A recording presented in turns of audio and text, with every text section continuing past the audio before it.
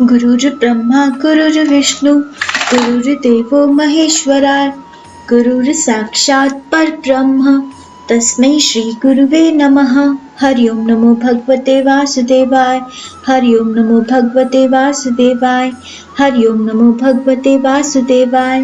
बंधुओं, हम सब अपने अपने घर के विग्रह की सेवा करते हैं, लेकिन क्योंकि हमसे वो विग्रह बात नहीं करते तो हम सोच लेते हैं कि पता नहीं सांवरे हैं या नहीं।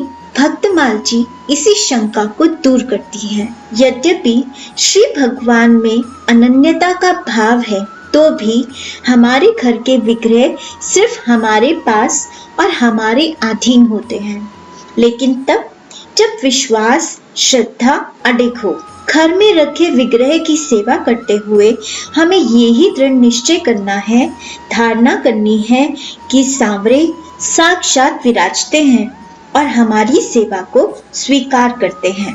पूर्ण विश्वास से दिखने वाली सेवा करते करते हमारी मानसी सेवा स्वयं शुरू हो जाती है। बंधुओं, दास्य रस भक्ति के 5 रसों में दूसरा रस है। दास्य रस वालों के पास कुछ ऐसे अधिकार होते हैं जो साख्य रस वालों के पास नहीं होते, जो कि पहला रस है। समझने के लिए, जब श्री शिवजी जी श्री कृष्ण के दर्शन करने आए तब उनमें साख्य रस था। शिवजी में साख्य रस इसलिए था क्योंकि भगवान के जन्म तार लेने की सूचना सुनकर वो पहली बार उनसे मिलने यानी पहली बार जान पहचान करने आए थे। लेकिन पहली बार किसी से जान पहचान तो हो जाती है, पर अधिकार नहीं मिलते। इसलिए अधिकार से वो नंद बाबा के नंद भवन में जा ना सके और उन्हें बाहर इंतजार करना पड़ा, क्योंकि सांवरे उस समय वात्सल्य रस यानी यशोदा जी के अधीन थे। वात्सल्य रस में साख्य रस और दास्य रस से ज्यादा अधिकार होते हैं। लेकिन जब शिवजी श्री हनुमान जी के रूप में दास्य रस के भाव से आए तो झट से राम उन्हें मिल गए, क्योंकि जान पहचान वाले के पास दास जितने अधिकार नहीं होते। दास को अधिकार है कि स्वामी क्या पहने, क्या खाएं, किस समय स्वामी को क्या चाहिए, सब हर चीज का पता होना।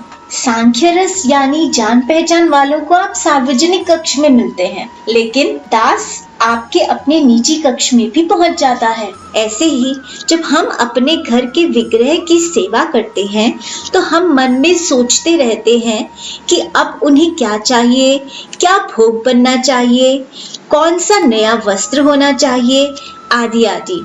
तो दिखने वाली सेवा के साथ साथ हमारी मानसी सेवा भी शुरू हो जाती है। और जब घर के मंदिर से सांवरे हमारे मन के मंदिर में आ जाते हैं मानसी सेवा के द्वारा, तो हमें दिखने लगते हैं। यानी बाहर के मंदिर की सेवा से मन मंदिर में जब सांवरे की सेवा में लग जाता है तो सांवरे मन में प्रकट हो जाते हैं। फिर घर के मंदिर में तन से सेवा हो या ना हो, मन के मंदिर में सदैव सेवा चलती रहती है। घर के मंदिर के आगे भोग रखा हो या न रखा हो, लेकिन यदि मन के मंदिर में यानी मानसी सेवा में सांवरे को मन से भोग लगाएं तो मन मंदिर में सांवरे के भोग आरोग्य की स्फूर्ति होने लगती है। अब मनन ये करना है कि क्या घर के मंदिर से आगे बढ़कर हमने अपने सांवरे को मन का मंदिर दिया। हम ये तो सोच लेते हैं कि हमारे पति क्या खाएंगे, हमारे बच्चे क्या खाएंगे, लेकिन क्या हमने ये सोचा कि हमारे सांवरे क्या खाएंगे। बस यही सोचना है कि हमारे सांवरे क्या भोग लेंगे, हमारे सांवरे क्या धारण करेंगे, हमारे सांवरे क्या खिलौना से खेलेंगे। बस इसी मन के मनन से हमारी मानसी सेवा शुरू हो जाती है और सांवरे हमारे मन में आकर रसामृत छलकाने लगते हैं। भक्तों की श्रृंखला में आज की कथा ऐसे ही एक तन और मन दोनों से सेवा करने वाले सेवानिष्ठ भक्त की है। भक्तमती श्री मीराबाई जी के भ्राता श्री जयमल जी की। श्री नाभा जी उनके बारे में लिखते हैं, नेरते बसे भूप भक्ति को स्वरूप जाने, जयमल अनूप जाकी कथा कही आए है। करी साधु सेवा, रीति प्रीति की प्रतीति भई, नई एक सुनो हरि कैसे के लड़ाए है। नीचे मानी मंदिर सो सुंदर बेचारी बात, छत पर बंगला के चित्र ले बनाए हैं। विविध बिछोना सेज राजत ओढ़ोना, पान दान धरी सोना जरी पर्दा सिवाए हैं। संतों की सेवा के फल स्वरूप इन्हें भक्ति में विश्वास हुआ और सांवरे से लाड लड़ाना और उनकी सेवा में जयमल जी की प्रगाढ़ निष्ठा हो गई। अक्सर हम सब अपने भगवान को कैसे रखते हैं? हमारा भाव यही होता है कि सांवरे हमारे घर में है तो कोई आफत नहीं आएगी, ये हमारा ध्यान रखेंगे, हमारी रखवाली करेंगे, खुद घर के राजा बन जाते हैं और सांवरे को रखवाला या पहरेदार बना लेते हैं। लेकिन जयमल जी का भाव उससे बिल्कुल उल्टा था। जयमल जी का मंदिर निचली मंजिल पे था, लेकिन सांवरे को सुख पहुंचाने के लिए उन्होंने निचली मंजिल से ऊपर जाकर सांवरे के लिए एक हवादार शयन कक्ष बनाया। श्री वृंदावन के अनुसार ही उस कक्ष में सारी सुख सुविधाएं रखी, सुंदर सुंदर चित्र लगाए और शयनगार में जाने के लिए एक सीढ़ी बनाई। सारी सेवा कर वो सीढ़ी से नीचे उतर आते और सीढ़ी को हटा देते जिससे कोई दूसरा न जा सके, और कमरे से थोड़ी दूर अलग बैठकर सांवरे को स्वामी मानकर स्वयं को दास मानकर पहरा देते। निर्मल भावना से मन ही मन आप ध्यान करते कि अब सांवरे शैया पर विराजे हैं, अब उन्होंने पान रोगा है, अब पीतदान में उगार डाला है और अब सांवरे शयन कर रहे हैं। तो इसी मानसी सेवा से जयमल जी के हृदय के साथ साथ सांवरे उनके अर्पित किए हुए शयन कक्ष में सच में आकर शयन करने लगे। तो देखा, तन से शुरू हुई सेवा जब मन के मंदिर में पहुंची तो मन से सांवरे प्रकट होकर बाहर की शैया में विराजमान हो गए। जब तक तन के साथ मन सेवा में नहीं लगेगा, वो सिर्फ श्रम है। मन से की हुई सेवा को सांवरे स्वीकारते हैं। ऐसे ही जयमल जी के उस भगवान को अर्पित किए शयनगार में सांवरे पधार गए। लेकिन जब सांवरे पधार जाएं तो शोर नहीं मचाना होता, छुपा लेना होता है।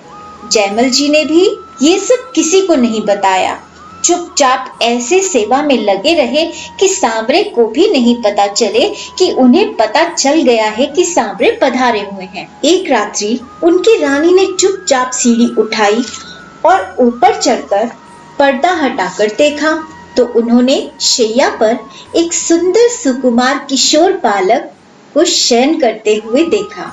रानी ने भी कोई चेष्टा नहीं की और पूर्व से ज्यादा सावधानी से उतरकर सीढ़ी हटा दी कि कहीं राजा को पता न चल जाए और अगर सांवरे जाग गए तो चले जाएंगे। लेकिन सुबह होने पर जयमल जी को सब कुछ बताया, लेकिन जयमल जी ने ऊपर से तो रानी को क्रोध किया और आगे से ऐसा कभी ना करने का आदेश दिया। लेकिन मन ही मन वो प्रसन्न हुए कि सांवरे ने उन्हें बुलाकर रानी को भी दर्शन दिए।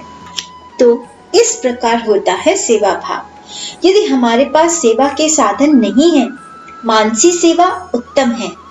धनवान अर्थवान भी उतनी ही सेवा कर सकता है जितना उसके पास धन है, जितनी उसके शरीर में क्षमता है।